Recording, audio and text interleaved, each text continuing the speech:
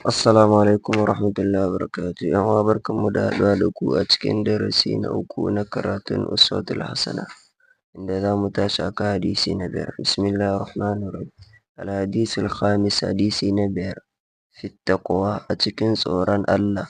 Qala Rasulullahi sallallahu alaihi wasallam, manzo Allah tsira da aminci Allah su tabbata a gare shi ya ce, Allahumma inni as'aluka al-huda.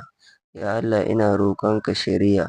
Wattuƙa, da tsoron Allah, wal afafa wal ghina, da kamewa da wadatar zuci. Rawahu Muslim, Muslim ne ya rawaito.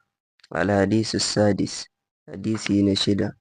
Fi fadlil istighfar, a cikin falalar istighfari.